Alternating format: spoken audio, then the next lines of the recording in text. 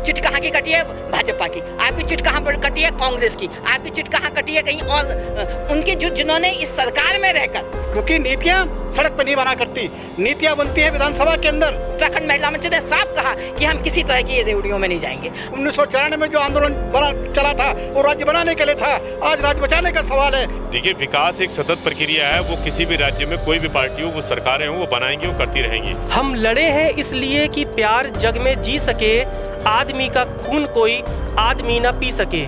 ये वो पत्थर है जो देहरादून के शहीद स्थल पे लगाया गया है। इसका मकसद है कि लोग अपने इतिहास को याद रखें, उन शहीदों की शहादत को याद रखें, उनकी कुर्बानियों को याद रखें, जिसकी वजह से उन्हें ये खूबसूरत उत्तराखंड राज्य बना। आज हम जिस उत्तराखंड राज्य में रह रहे हैं, क्या हम उसमें उस तरह से रह पा रहे हैं जिस तरह उत्तराखंड आंदोलन के दौरान आंदोलनकारियों ने सपना देखा था?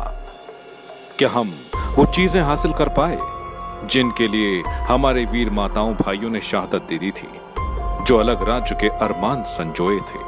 क्या आज हम पहाड़ और पहाड़ियों को समृद्ध और खुशहाल देख पा रहे हैं? क्या हम खुद को अपने घरों में सुरक्षित महसूस कर पा रहे हैं? क्या पलायन और स्वास्थ्य शिक्षा मिल पा रही है? बेशक जवाब निराशाजनक है। अनगिनत कुर्बानियों का क्या सिला मिला? हम हर साल आंदोलनकारियों को उनकी कुर्बानियों के लिए याद करते हैं, पर क्या ये सही मायने में श्रद्धांजलि होगी कि हम उनकी स्मृति में बने स्मारकों पर पूरे साल लगी धूल को साल में एक बार झाड़ फूंक कर हटा देते हैं? उनके लिए सही श्रद्धांजलि उनके सपनों का उत्तराखंड ही हो सकता है, समृद्ध, संपन्न और खुशहाल उत्तराखंड, जिसे हम राज्य बनने के बाद अब तक सही मायने में हासिल नहीं कर पाए हैं। आज राज्य के लिए कुर्बानी देने वाले खटीमा गोलीकांड के शहीदों को याद करने का दिन है। आज है राज्य आंदोलन का वो काला मनहूस दिन, क्योंकि इसके अगले दिन मसूरी गोलीकांड भी हुआ था। यानी 1 और 2 सितंबर 1994 को लगातार 2 गोलीकांडों ने पूरे पहाड़ को झकझोर कर रख दिया था। 1 सितंबर 1994 का दिन आज भी हर उत्तराखंडी को याद है। लोग उस काले दिन को भुलाने के बाद भी नहीं भूल पाते। पुलिस तांडव में हिंदू भी शहीद हुए, मुस्लिम भी शहीद हुए। 7 आंदोलनकारी भवान सिंह सिरोला, गोपीचंद, धर्मानंद भट्ट, प्रताप सिंह मनोला, परमजीत, सलीम, रामपाल की कहानियां पहाड़ में अमर हो गईं। इस घटना में सैकड़ों आंदोलनकारी घायल हुए थे। खटीमा गोलीकांड के बाद राज्य आंदोलन पूरे प्रदेश में आग की तरह भड़क उठा। खटीमा गोलीकांड इतना विभत्स था कि देखने वालों की रूह कांप गई। ये वो तस्वीरें हैं जिसमें आप देखेंगे कि शहीदों के चिताओं पर लगेंगे हर बरस मेले, वतन पर मिटने वालों का बाकी निशान यही होगा। लेकिन क्या वजह है कि साल में एक दिन ही यहाँ पर जलसा होता है, फूल चढ़ता है और फिर उसके बाद ये शहीद स्थल वीरान हो जाता है। आज 1 सितंबर है, यानी खटीमा गोलीकांड की बरसी है, लेकिन अफसोस कि यहाँ पर वीरानी है। जो जश्न और जो लोगों को याद करने का जज्बा होना चाहिए उत्तराखंड के लोगों को, वो नदारत है। इस वक्त हम उत्तराखंड की राजधानी देहरादून के शहीद स्थल पर हैं। हमारे साथ कुछ आंदोलनकारी हैं जिन्होंने राज्य बनने को लेकर आपने बहुत लंबा संघर्ष किया। वो आपकी आंखों में यादें ताज़ा होंगी, गोलीकांड हो, चाहे रामपुर तिराहा कांड हो, मसूरी का गोलीकांड हो, या आज जिस दिन को हम मना रहे हैं खटीमा गोलीकांड हो। लेकिन क्या वजह है कि इतने आंदोलन के बाद, इतने संघर्ष के बाद, न तो आपको वो अधिकार मिले आंदोलनकारियों को, न उनकी बातें किसी सरकार ने सुनी? क्या आपको लगता है कि राज्य ना बना होता तो ही अच्छा था? देखिए, राज्य न बना होता ये तो मैं बिल्कुल भी नहीं कहूँगी, क्योंकि हम लोगों ने इस राज्य को बनाने के लिए और एक साधन संपन्न और एक अच्छे राज्य की कल्पना करते हुए इस संघर्ष को लड़ा।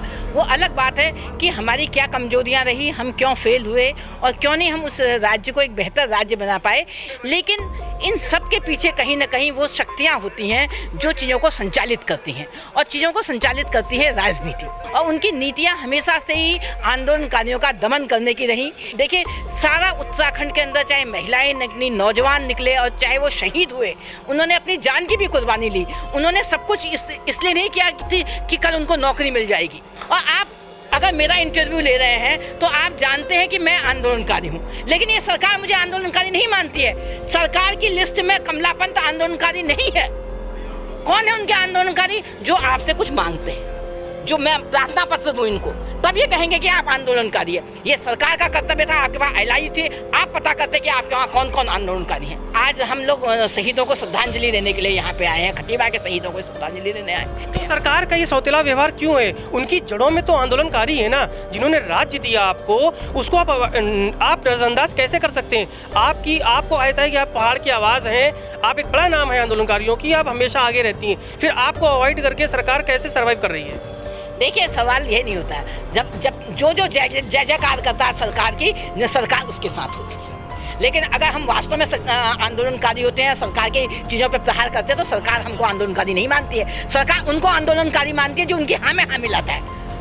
आज इस तरह के संगठन बनाए जा रहे हैं, कह रहे हैं हम बिल्कुल आंदोलनकारी संगठन है, हम इनके लिए लड़ाई करेंगे, हम महिलाओं के लिए बात करेंगे। लेकिन आपकी चिट कहाँ की कटी है? भाजपा की। आपकी चिट कहाँ पर कटी है? कांग्रेस की। आपकी चिट कहाँ कटी है? कहीं और उनकी, जिन्होंने इस सरकार में रहकर हम लोगों को हमारे खिलाफ खड़े हुए हैं।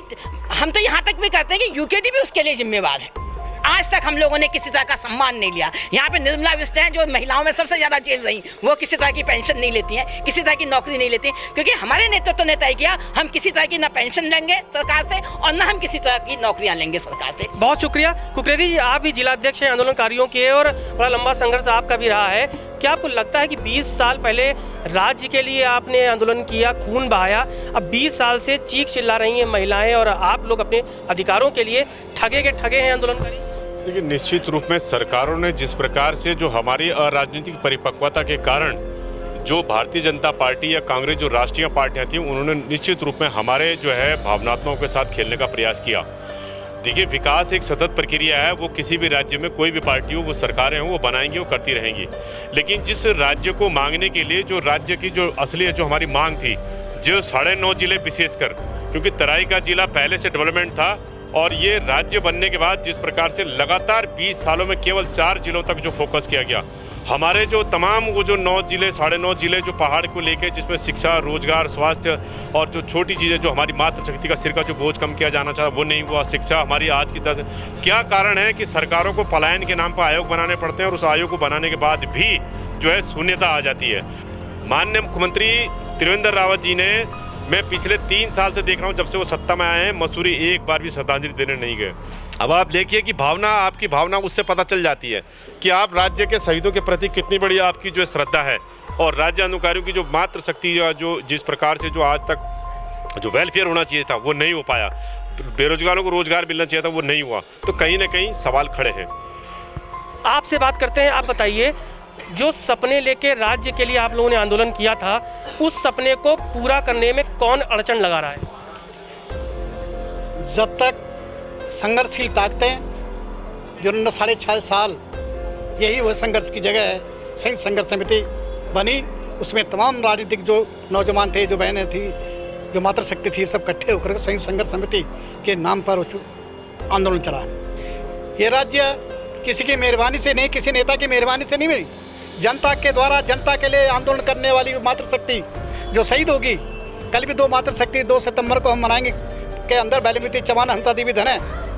मातृशक्ति ने बलिदान दिया। रामपुर तरह का आप समझते ही हैं क्या बुरी हालत हुई। जनरल डायर ने भी नियतों पे गोली नहीं चलाई थी, और अगर गोली चली भी तो मातृशक्ति के अस्तित्व पे प्रश्न चिन्ह खड़ा नहीं करा। लेकिन दुख की बात है, कितनी कुर्बानी देने के बाद 42 राज्य आंदोलन की शहीदों के बाद भी ये राज्य बना। हमको जो उत्तर प्रदेश के नेता लोग होते हैं, जो मुख्यमंत्री वहाँ होते हैं, उनको पहाड़ की समझ नहीं है। लेकिन यहाँ सरकार अगर पहाड़ की बनेगी तो उत्तराखंड का नौजवान जिसके हाथ खाली हैं, वो अपने खेत की मेड़ में बैठ के अपने किस्मत का फैसला लिखेगा। मंत्री हमारा होगा, मुख्यमंत्री हमारा होगा, संतरी 84 से लेकर के और मुख्य सचिव तक हमारा होगा। लेकिन ऐसा कुछ हो नहीं पाया, और जो हुआ भी वो स्वार्थी, वो उन लोगों के बीच में आ गए, वो राजनीतिक पार्टी सत्ता में रही जिनका रिमोट कंट्रोल दिल्ली में है। क्योंकि नीतियाँ सड़क पर नहीं बना करती, नीतियाँ बनती हैं विधानसभा के अंदर, नीतियाँ बनती हैं लोकसभा के अंदर, और तब वो कानून बनता है। जब तक हमारे अपने बीच के आदमियों को जनप्रतिनिधि बन करके उनको जिताएंगे नहीं, तब तक ऐसे ठोकरे हम खाते रहेंगे, राज्य आंदोलनकारी एक ठेगा महसूस करेंगे। मुझे लगता है इस राज्य को बचाने के लिए 1994 में जो आंदोलन चला था, वो राज्य बनाने के लिए था। आज राज्य बचाने का सवाल है। एक और बड़ा जन आंदोलन यहाँ खड़ा होना चाहिए और थर्ड फ्रंट यहाँ बढ़ना चाहिए, ताकि दोनों पार्टियों को दूर रख करके बीच का रास्ता निकाला जा सके। और राज्य आंदोलनकारी विधानसभा के अंदर जाएंगे, वहाँ नीतियाँ बनेंगी तो सारा ठीक हो जाएगा। जय हिंद, जय उत्तराखंड। क्योंकि स्वर्गीय इंद्रमणि बड़ौनी जी ने जिस नारे को साकार करते हुए इस राज्य मूवमेंट को चलाया था, हिंदू मुस्लिम सिख ईसाई आपस में है भाई भाई, इस नारे को साकार करते हुए जब इस राज्य के आंदोलन को शहादत की आवश्यकता हुई तो आज ही के दिन खटीमा के अंदर एक मुसलमान शहीद हुआ, एक सिख भाई शहीद हुआ और 2 और अन्य भाई शहीद हुए। हम बहुत दुखी मन से ये कहना चाहते हैं कि राज्य आंदोलन के लोगों को आज तक 26 सालों के बाद भी न्याय नहीं मिला और ये बात हम कहना चाहते हैं। उत्तराखंड का दल बहुत साफ तौर से कहता है, यहाँ हम एक और भाजपा और कांग्रेस को कोस रहे हैं। हमें ये भी मानना पड़ेगा कि तमाम वो सोच जो आंदोलनकारी सोच है, आंदोलनकारी ताकतें हैं, आंदोलिक सामाजिक लोग हैं और जो इस बात क्षेत्रवाद में विश्वास रखते हैं, वो भी कहीं ना कहीं अपने मुफाद में बटे हुए हैं। 7 लोग वहाँ पे टोटल शहीद हुए थे, जिसमें हमारे लताफत हुसैन जी जो हमारे बड़े नेता हैं और एक उत्तराखंड आंदोलन के अग्रणीय लोगों में ये हैं। इन्होंने जैसे आपको बताया कि हिंदू भी थे, मुस्लिम भाई भी थे और सिख भाई भी थे। तो खटीमा का जो एक कांड था, ये पहली एक ऐसी घटना थी स्वतंत्र भारत में जिसमें एक शांति प्रिय आंदोलन, एक बिना हथियारों का जो आंदोलन हुआ है, उसके ऊपर जो क्रूरता और बर्बरता करी गई है सरकार के द्वारा, जो गोलियां चलाई गई हैं निहत्थे लोगों पे, ये जलियांवाला बाग जैसा एक कांड हमारे उत्तराखंड की आंदोलन की हिस्ट्री में करा गया है। ये उसका एक काला दिन जो था उत्तराखंड आंदोलन की हिस्ट्री में था और एक वो चिंगारी वहाँ से उतरी जिसमें उत्तराखंड पूरा एक हो गया। और आज आप जो है बिना गुलेल के, बिना हथियार के, बिना किसी उपद्रव के ये पूरा राज्य हमारे राज्य आंदोलनकारियों ने और हमारे बड़े लोगों ने ये राज्य लिया है। लेकिन दुख होता है जब आज देखते हैं कि ना तो रामपुर तिराहा वाले को कोई कानूनी उसमें चीज़ें हुई, ना खटीमा, ना मसूरी गोलीकांड, ना देहरादून गोलीकांड, जो भी इतने किसी को दोषियों को भी सज़ा नहीं मिली। इनफैक्ट रामपुर तिराहा के जो कांड के जो दोषी उस टाइम पे इंचार्जिंग ऑफिसर थे, उनकी प्रमोशन हुए हैं उत्तर प्रदेश सरकार में। और हमारी सरकारें, जो उत्तराखंड की सरकार, बीजेपी हो, कांग्रेस हो, कोई भी हो, उन लोगों ने जो है राज्य को छलने का काम करा है। और ये जो छलावा उन्होंने राज्य के साथ करा है, अब राज्य जो है 20 साल का हो गया है, उत्तराखंड बालिग हो गया है, उसे अपने भरे बुरे का पता है और निश्चित तौर पे 2022 में ये चीज़ें इनको सामने आएंगी।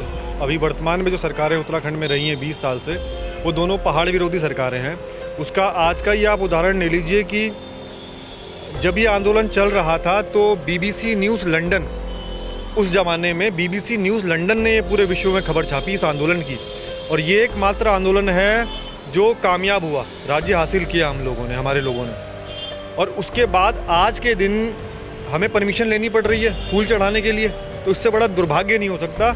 और ये इनका चरित्र जाहिर करता है बीजेपी और कांग्रेस का। राज्य आंदोलन जब चल रहा था, उस राज्य आंदोलन को बिखराव करने के लिए पूरे हथकंडे भारतीय जनता पार्टी और कांग्रेस और RSS, जो इनके जितने भी अनुशासित संगठन थे, ये इनका तो पहले से प्रोग्राम था कि इस राज्य आंदोलन को कब तोड़ा जाए। लेकिन हमारे वो पहाड़ के गांधी इंद्रमणि बड़ौनी जी जो एक गांधीवादी आंदोलन को आगे ले जा रहे थे और हिमालय के तरह अडिग हमारा एक पूरा नेतृत्व उनके साधिन्य में चल रहा था, तो कहीं ना कहीं उस आंदोलन को हमने तोड़ने नहीं दिया। और जन आंदोलन में तब्दील करने के बावजूद भी उत्तराखंड क्रांति दल एक संयुक्त संघर्ष समिति बना के उस आंदोलन को लेता रहा है। और बहुत सी ऐसी घटनाएं हैं जहां आंदोलन को तोड़ा है, बहुत सी बातें हुई हैं। राजधानी के मुद्दे पे यही जो पूर्व मुख्यमंत्री हैं हरीश रावत जी, गैरसैंण में बोलते थे गैरसैंण, देहरादून में बोलते देहरादून, काशीपुर में बोलते काशीपुर, तो एक भ्रम फैलाते थे। ये तो भ्रम तो इन्होंने फैलाया है। विभत्सता की कहानी सुनकर आज भी लोग सिहर उठते हैं। आज अफसोस कि उस घटना को खाना पूर्ति की खातिर याद कर लेने भर का सियासी ड्रामा किया जा रहा है और शहीदों को भुलाकर सियासत की मलाई काटने में नेता मशगूल है, मदमस्त है। ये पहाड़ के शहीदों का अपमान है जिसका हर नौजवान, हर महिला और हर बुजुर्ग आंदोलनकारी सख्त विरोध कर रहा है। जय भारत टीवी के लिए कैमरामैन प्रदीप बिष्ट के साथ आशीष तिवारी की रिपोर्ट।